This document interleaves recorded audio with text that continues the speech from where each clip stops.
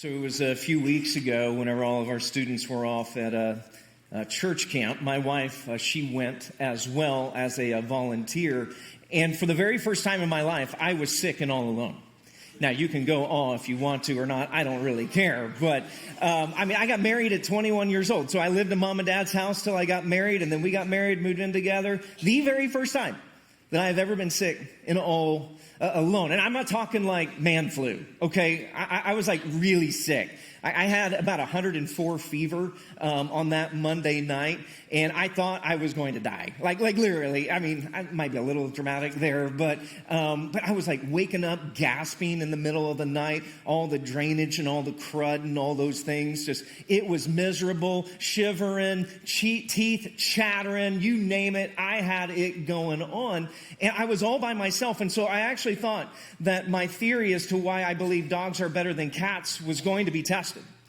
Because here is my theory. My theory is that if I were to die alone in my house, my dogs would just cuddle up next to me and just lay there until somebody came and found me. A cat, you take a nap, and a cat will start nibbling on you going, "You dead yet?"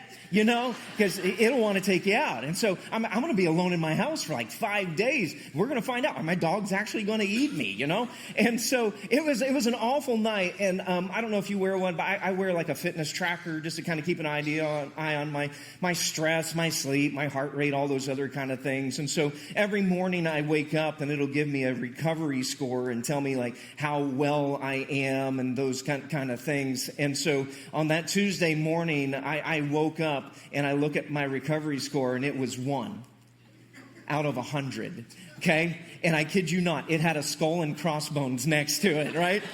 So I was like, not dead, just almost dead, right? You know, just kind of like there. And so it just kind of cracked me up. And I was thinking about how we've got these trackers and these things. And I don't know, like your watch or anything like that, but we can like get down to like how many steps we take a day, what our heart rate is, the exertion levels that we are doing, how recovered we are. I mean, we've got all these kind of things that can like track our physical health and how well we are doing and give us a score at the end or at the beginning of every single day. But whenever it comes to something like, my relational health, there is no tracker for that. There is nothing in any bit of software that I have that is going to tell me how loved I am or how well I am doing at loving others, how important the relationships are around me. And it just feels like, that feels like a little of an important thing to kind of know. How well am I doing relationally? Am I loved, and am I loving others well? And really, that's where Paul is in Romans chapter 12. Well, these few verses that we're going to look at today, I think we're looking at 4 verses today, they kind of act as a relational health tracker and can help us kind of understand our relational score on how well we are loved and how well we are doing at loving other people. And so if you've got your Bible, let's get open to Romans chapter 12, verses 9 through 13. You just heard them read there. But Paul really is just going to kind of help us to understand what is kind of going on in our relationships right now. Now remember, last couple of weeks, Josh kicked us off into Romans chapter 12. If you're new to Corinth, we are in the book of Romans for almost the entire year, just working through it. And the first 11 chapters of Romans is like theology,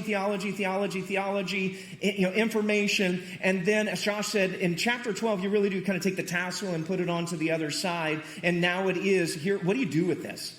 And so he's laying a foundation. What does it look like to offer yourself as a living sacrifice? What does it look like to not conform to the world, but to be transformed by the renewing of your mind? What does it look like to be a part of a family to where everybody is using their gifts and their skills for the benefit of others? What does it look like? And that's where verse 9 just kind of jumps to the screen here. And it says this: so don't just pretend to love others, really love them. Hate what is wrong, hold tightly to what is good. Do not pretend to love others, but really love them. Now, that word, don't pretend to love them, what the word that Paul is using there is for the word hypocrite. Okay? Really what it says is have anti-hypocritical love is where he is. Don't play act. Don't pretend. I think that the greatest example of play acting love comes from the life of Jesus. It's the last night before his crucifixion. And if you remember the scene is that he and a few of his buddies have gone off into the garden to pray before he is going to be betrayed. And they keep falling asleep on him, wakes him up. And then the last time he says, wake up because my betrayer is here. And who is it? It's Judas Iscariot. He leads the soldiers and the teachers of the law to Jesus. And what was the sign that Judas gave those people that this was who Jesus was? He was going to betray him with a kiss. That is play acting love. It wasn't real affection. It was fake. It was pretend. And Paul says that's not the way that our love is supposed to be. Don't pretend to love people. Really love them. I mean, that is the command that is going to overlay the rest of this chapter. All the way through verse 21, actually, this is what this is. The command is, don't pretend. Don't pretend to love people. Your love must be sincere. It's got to be genuine. And everything that follows is just detail and on how we do it. And what we'll see is he's going to give us 10 commands. He just barks them out now. I mean, it's just like a coach just yelling at his team of like, do this, do that, do this. I mean, he's just barking commands out, 10 of them. First thing he says, what if we're going to be, genuinely loving and not pretending, then we've got to hate what is wrong. Now, I don't know about you, but I'm sitting here reading through this, and it's like, let your love be genuine. Don't pretend that loving. And then hate. And it's like, whoa, buddy, can we just calm down for just a second? Because what do you mean that love and hate can go together at the same time? And I think we struggle with it because in our culture, we've taken that word love and we have equated it with the word tolerance and tolerate. You do you. You have your truth. You go do your truth. If it works for you, that's great. And so I will tolerate you and I will love you no matter what. No judgment here. But that's not what the Bible teaches about love. That's not what love means. In fact, that word hate, it means we shudder with horror. We loathe it. We cannot stand it. We are repulsed by evil is what Paul is saying. Maybe this will help you get your brain around it. I want you to imagine that it's breakfast time, or maybe it's after dinner time, and it's cereal time for you. And so you go and you get your bowl, not like a little bowl, I'm talking the salad bowl, and you fill it up with Honey Nut Cheerios or Cheerios, Frosted Wheat, Mini Wheat, Reese's Puffs, Lucky Charms, whatever it is that you want to go with that just makes you just like, oh man, this is it. And then you go to the refrigerator and you grab the cow's milk, not almond milk, none of that nonsense. Give me the cow milk right there. And you get ready to, you start pouring it into that cereal bowl and it comes out in clumps. See, now you know what that word hate means, all right? Because that feeling is the exact feeling that Paul is trying to emote. It is, we are repulsed by it. And it's like, oh my gosh, that's just disgusting. I didn't want cottage cheese in my cereal. We're repulsed by it. And he says genuine love is repulsed by evil. Let's make a clarifier. Is repulsed by what evil does. Not who does it. But we're repulsed by what evil does because we see the damage, we see the cost, we see what it does. And whenever we see what evil does, we shudder and we just like, oh my goodness. So real love is this morally discerning love that we know the difference between right and wrong because we hate what is evil and we embrace what builds up. We are glued to what is good. Verse 10, he says, so love each other with genuine affection and take delight in honoring each other. Now, that word love there, if you want to circle it off to the side, it's the word for brotherly love. It's the word for familial love. It's the love that we have as a parent for our kids or for our grandkids, or great-grandkids. It's just that love that we just have. Like, whenever you held your baby for the very first time, your heart just went, and it just expanded in love. And you looked at that little alien lizard thing right there in your arms. Blue, covered in glue. You're like, oh my goodness. There's never been a more perfect thing on the planet than this. Why? If somebody were to say, why do you love them? What would your answer be? Because they belong to us. Like for us, we just got to experience this for the past couple of weeks. We've been out of town, and we've been out of town the last couple of Sundays because our daughter was in the process of giving birth to our very first grandbaby. And after 36 hours of labor and 2 failed epidurals, Haven Ruth made her way into the world on Monday, July 20th.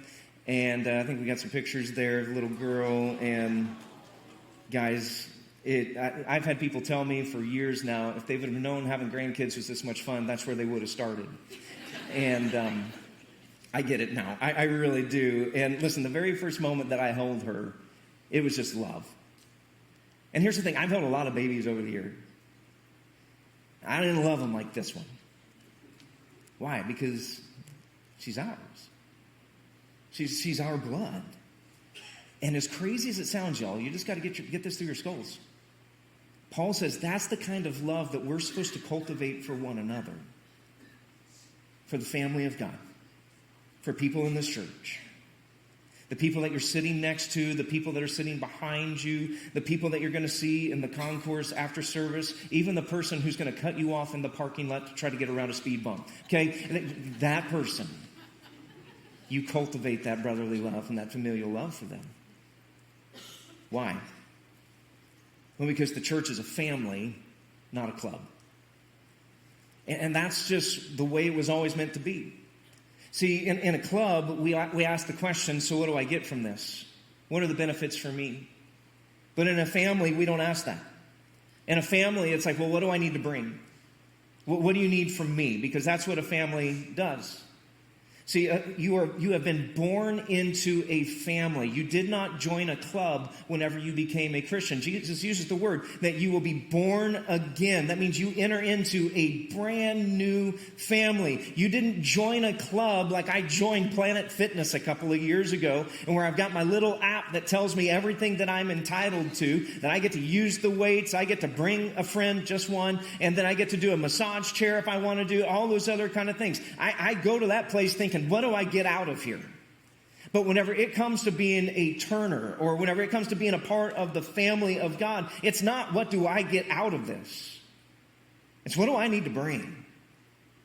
And I know when it comes to my family, I need to bring provision. I need to bring support. I need to bring pursuit. I've got to bring all these things to my family because that's what you do in a family.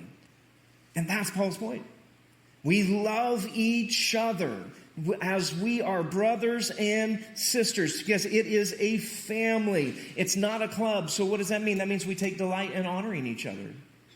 The word that he uses there is, it's actually a competition word. He says in other translations will put it like this: outdo one another whenever it comes to honor. It is a competitive sport in the church whenever it comes to honoring each other in the family of God. And this is so weird, man, because in the world, we compete for honor. We push people down. We climb over them. We use them as stepping stones so that we can receive honor. But in the church, we're different. We race to give honor away. We delight in it because it is not about winning the spotlight for yourself, but it's putting somebody else in the spotlight before they beat you to it.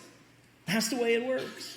Like I'm sure you've all said in meetings before, whenever you're trying to celebrate wins and you're trying to brag on somebody and you start to brag on them and she goes, oh, it wasn't that big of a deal. It wasn't that big of a deal. It was nothing. And whenever it comes to delighting in honor, competing in honor, what do we do then? We jump in. We go, I understand what she's trying to say, but you need to listen to me. She's downplaying this because she killed it. She was awesome. Listen to some of the things that she did. And we just brag on them and brag on them and we brag on them. Because in the church, we don't hoard honor. We chase each other down to give it away. We outdo one another whenever it comes to giving honor. Verse 11, we're never be lazy, but work hard. Serve the Lord enthusiastically. Lazy means don't be lagging behind. And so it's like whenever your kids are playing online games and you got the Wi-Fi going in the house. Happened in our house growing up, whenever my kids were growing up all the time. They'd be online playing a game and then all of a sudden I'd hear, Dad, the Wi-Fi! The Wi-Fi's lagging. I just got killed, and it's like, fix the Wi-Fi, and you hear all these things because everybody knows that just like a half second of delay in those online games is the difference between, your guy, being able to win and your guy being respawned in some other location, right? And so that's what it is. That's the picture. It's lagging. It's behind. He says, don't be lagging behind. In other words, it's not a dramatic failure. It's not that the internet went out. It's that there's a lag in the system now. And so don't be lazy. Doesn't mean that you've done a dramatic, I walked away from Jesus or any of those things. It is just this. You're slow. You're technically connected, but you're not effective. And he says, don't do that. Don't be lazy. Don't be lagging behind, but work hard. Why? Who are you actually working for? You are serving the Lord enthusiastically, with great enthusiasm. It's the picture of boiling water on the stove. It's getting fired up for something that costs you service, sacrifice, generosity, and it's service for the Lord. Not so that people will notice you, but it's for Him. Because if you're on fire for people to see it, you're going to cool off the moment you're in an empty room. But if you're on fire because it's for Him, it doesn't matter the size of the room or if there's anybody there. We work hard. That's what he says. Verse 12, rejoice in our confident hope, be patient in trouble, and keep on praying. This isn't just crossing our fingers. This is certainty because we know that God is faithful. We know He's going to do what He said that He would do. We know that He's going to come through, and that is our anchor. That is that hope, and that hope changes how we are able to endure our hardship and the difficulties that we go through. We're able to stand our ground with endurance in the midst of testing and difficulty. A couple of weeks ago, whenever we were back home, we were at Mom and Dad's house, and Dad had the remote control, and he was going through YouTube, looking for non-AI videos to watch. He struggles with that, okay? And somehow we ended up on the 1964 fight between Cassius Clay and Sonny Liston. That was number one, all right? Liston Clay, number one. So Cassius Clay became Muhammad Ali, if you don't know that. And this incredible fight, and I don't know if you remember this fight or not, but Muhammad Ali was in control for the first 4 rounds. Just bopping and just taking care of this dude. And then something got in his eye in round 4. Nobody knows what it was. Some people think Sonny Liston put some stuff on his glove. Some people think it might have just been the ointment from the blood. And anyway, he could not see. And so he's sitting over on his stool before round 5, and he tells his trainer, I ain't going back out there. I just quit. Take my gloves off. I don't want to do it. His trainer's like, no, I'm not doing that. He's like, you're going to get back out there. And he's like, you just go out there and you just stay away from him, right? You just stay away from him and maybe you'll be able to see again, all right? And so he's like, all right. So he just goes around there and he's just like trying to stay away from Liston the best that he can. And eventually his eyes clear out and you can see the moment when it happens. He regains control in the 5th round and in the 6th round. And then whenever the bell is rung for the 7th round to start, it's Sonny Liston who gets his gloves cut off. And he quits. Same fright, same pressure, different responses. One of them endured even though he literally could not see what was coming at him. The other one gave up just because it got hard and he got hit in the face a few times. See, being patient in trouble does not mean that you can see how it's all going to work out. It means that you're going to stand your ground anyway and you're going to stay in the fight. And he says, and keep on praying. Nonstop, don't let up. And that's not a separate item after our hope and endurance. That is the source. It is what sustains our hope and endurance. And then he says, and when God's people are in need, be ready to help them. Always be eager to practice hospitality. So there are 2 commands there. You guys see them. One is we're supposed to share with God's people who are in need. So what that means very simply is this. When somebody in the church is in need, you help. You sign up for the meal train. You say, hey, I'm going to help out. You show up. You do what you can. You go visit them in the hospital. You go visit them in the hospice care. We all say, I am going to make the internal health of my church family my responsibility, not somebody else's. That's what it's saying. You share with God's people who are in need. And then the second thing is you practice hospitality. This is opening the door to those outside the church. Because a family that only takes care of itself isn't really a family anymore. It becomes more of a closed club. And that's never what the church was supposed to be. And that word for practice, the word that Paul uses there, it means to chase, to hunt, to pursue. He's going to use it in verse 14 whenever he's talking about persecution and how there were enemies of Christians who are chasing them down, hunting them down, trying to take them out. That's the same word that he's using here in a positive way. He's saying you need to be on the hunt for opportunities to do good for people. You need to be on the hunt to look for ways to practice hospitality for the stranger. In other words, as Christians, we don't wait for the stranger to knock. We go looking for the stranger. We look for opportunities to practice hospitality. And I'll be honest, it's really easy to do the opposite on this one, is it not? You see that there's a new family moving into your subdivision. What is the easiest thing to do? Is you see that moving truck and you just go, "Hey there!" And walk in your garage and shut the door and just walk away, right? That's the easiest thing to do. It's probably what most of us do. But if we're going to practice hospitality, we don't just wave, we walk over. And if you got a strong back and a weak mind, then you help move stuff in. If you don't have a strong back anymore, then you bake some cookies or a pie or whatever it is that you can do. Take a DoorDash card over, whatever it is. And you just show some hospitality. And that really is the twofold need of the church. We need to love our family well enough that nobody falls through the cracks. And then we need to love strangers hard enough that our family never stops growing. I love what the old preacher Ben Merrill said, one of my Hebrews. He said this: everybody wants to be a part of a small, friendly, evangelistic church. He said, but the problem is those churches don't exist. Because a small, friendly, evangelistic church will soon be a large, friendly, evangelistic church. It's just the way it works. Whenever we love our family well and we practice hospitality to the stranger. Paul says, don't just pretend to love others. Really love them. And he's just given us 10 ways that love shows up whenever it's the real thing. And so the question that I want to leave us with as we just kind of begin to wrap this up and start putting some legs to this, I just want to hit you with a question. And it's just this. Do you actually have people in your life that you can practice this on? And do you actually have, I'm talking in the family of God and in this church family that we're a part of, do you have people to practice these 10 things that we just went through? Do you actually have those people in your life? And I want to show you just a little tool that has helped me begin to see this clearly and just kind of be able to get my brain around this. I don't know who this is original with, so I can't give credit. My mentor gave it to me. I don't know where he stole it from. So this is stolen goods. I'll admit, this is stolen goods. But this will help you think through just this. So we'll call it the spheres of belonging, and we'll throw this up here on the screen. And so in the spheres of belonging, there are these little circles. These are in your notes if you want to scribble them down. Like the first, the outer ring of it, this is the biggest group of people, is the public sphere. Okay, that's the public sphere.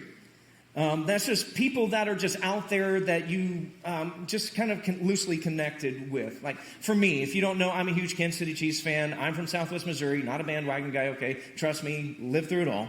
And so I remember about, I think it was 9 years ago, maybe it was 8 years ago, I was in Peru on a mission trip, and I was walking through this marketplace in Peru, and as I normally do, I had a Kansas City Chiefs hat on.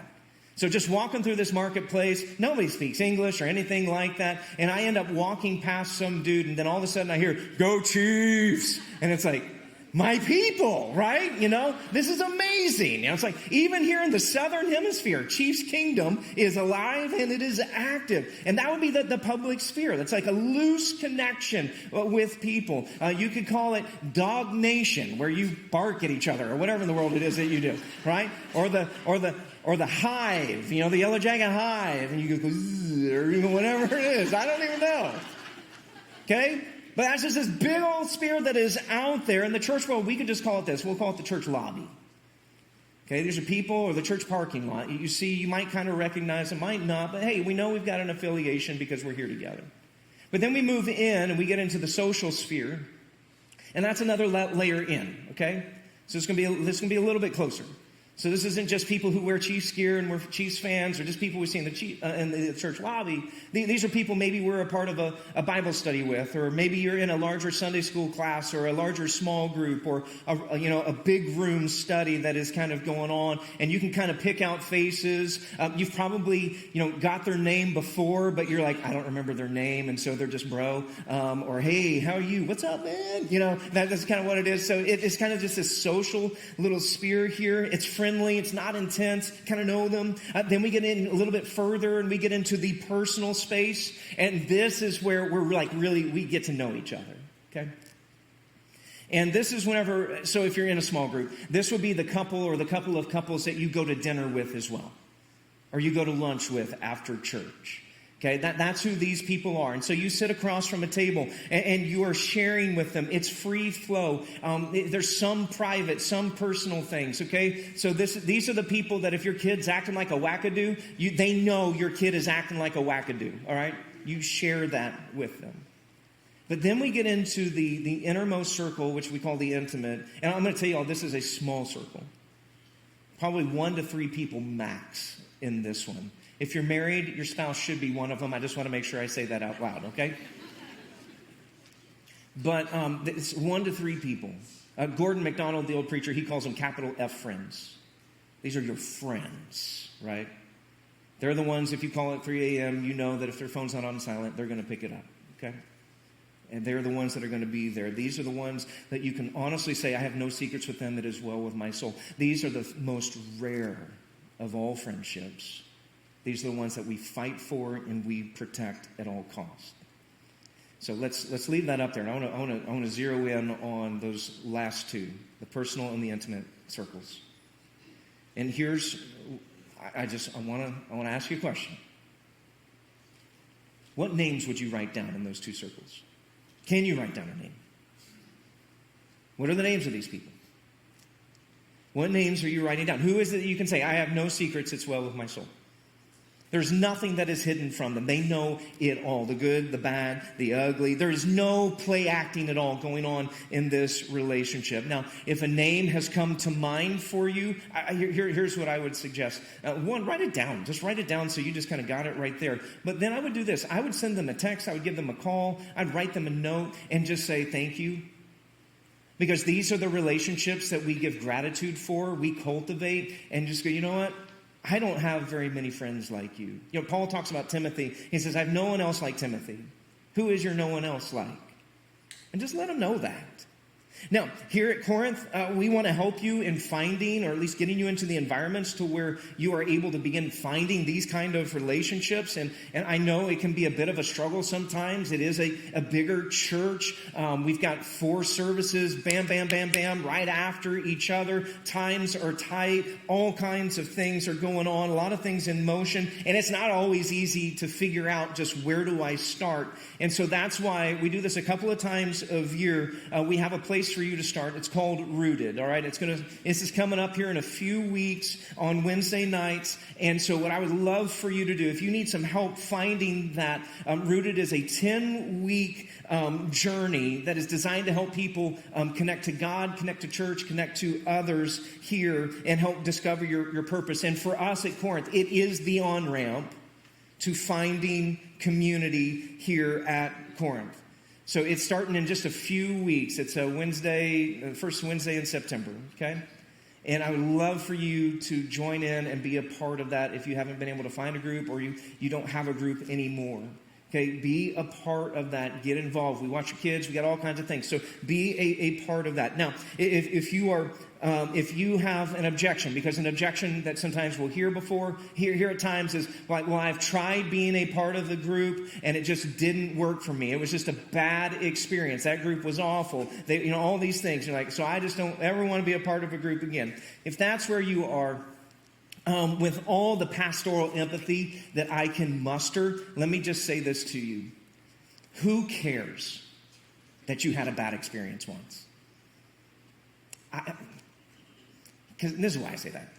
You had a bad haircut once, and you just didn't give up on getting haircuts the rest of your life. You went to a bad doctor once, and you didn't go, you know what? No more doctors for me. I'm smart enough. I'll figure all this out. You had a car break down, and you didn't go, that's just it. Cars are unreliable, horse and buggy for me the rest of my life. And what do? You go find a new one. And if you had a group experience that just wasn't great, I'm sorry. That I really do mean. But go find a new one. Try it again. It might take you 3, 4, 5 different attempts to find your people, the group that you just click the best with. Don't give up on it because it is that important. Give it another shot. Now, if you're already connected, you're already in a group, and maybe then today isn't about finding your person. Maybe it's about going and being that person for somebody else. And so maybe what today is an invitation to stop sitting in a group and start leading one. And becoming and making your home or making somebody else's home, but making sure the group that you lead is that place where people can move in those circles to where they are truly known. And maybe someday they'll write your name down in that one of those center circles. But remember where we started. Don't just pretend to love others. Really love them. And here's why. Because pretending is what keeps you safe. Real love is what makes you known. And that's what we're looking for. To be truly known by someone. I remember a few years ago, we were just in the middle of a season. You guys have had those seasons, right? I just call it the in it. We are in it kind of season. And it was everywhere. I mean, it was work, it was home, it was family, it was financial. I mean, you just name it, we were in it, right? And I remember calling my mentor, Alan, at that time, and we were just on the phone, and I'm just going through it. And I lay it all out, no secrets, just raw, right? And I remember as I got done, he goes, Adam, can I encourage you with something today? Please, I need all the encouragement that I can get, right? It's like, I want to encourage you with this. You are in the middle of an awful season. Alan, I don't think you know what encouragement means. But it is encouragement to hear sometimes somebody say, you know what, you're not crazy. You're in the middle of a difficult season. Now is not forever. There will be an end. We don't know when that is going to come, but now is not forever. But you are in the midst of a difficult season. And sometimes don't you just need to hear from somebody, you're not insane? This is hard. And he did that for me. And I remember it was probably about a few months later, and we were together, and we were going through some things, and I was going through my stuff that I was in there, just laying it all out, going through it, and, just laying it all out, and I got done. And I remember he looked at me and he goes, are you done now? I remember going, yeah. He goes, good. Because my only question for you is like, where'd Adam go? Because I don't like the guy that's sitting in front of me right now. Because you're focused on your misery and you need to flip the script and get your gratitude back. And it killed me. And this man that I looked up to in the middle circle right there would say that to me. But you know what? It was the biggest gift that he could give me in that moment. Because real love costs, doesn't it? That's what we need. We need people in our lives who can affirm us and who can confront us all at the same time whenever we need it. And today, as you're sitting here, you might be just sitting there thinking, it's like, well, dude, I don't have anybody like that. I don't have anybody in my life who truly knows me well enough to affirm me when I need an affirmation or to confront me when I need confrontation. I don't think anybody truly knows me. And if that's how you feel, I just want to say this. There is someone who knows you. And he knows the good, the bad, the ugly. He knows the things about you that you don't even know about yourself just yet. And whenever he decided to tell you that he loved you, he didn't just send it in a message. He didn't just say it. He didn't write it down in a book. He actually came to this planet, became like you, became like me, and he went and he died on a cross for us to show us how much he loves us and to provide us a way to be truly known, not just by each other, but by our Father in heaven. And everything that Paul lays out, that is the foundation for it all. It is not something that you have to muster up in yourself. It is something that you receive. And so today, if you are in this place and you have never received the love of Jesus, never been baptized into him, today is a great day to say, I want to do that. But maybe today you're just overwhelmed, you feel alone, you feel hopeless, and you're just like, I just don't even know. Our prayer partners are going to be up here like they are every single week as we sing this song. And come on up, let them pray over you, let them pastor you, let them partner with you in this moment, because you are not alone. You are loved, dearly loved. So, Father, today we are asking for your love to shine through, to break through, and help us to be absolutely certain of this one thing, that we are not alone, that we are loved by you. And so, Jesus, thank you for coming, dying in our place. Thank you for showing us what true love really looks like. And Father, please, today, whatever it is that we are carrying, help us to leave it here at your feet. And we pray it in your name, Lord Jesus. Amen.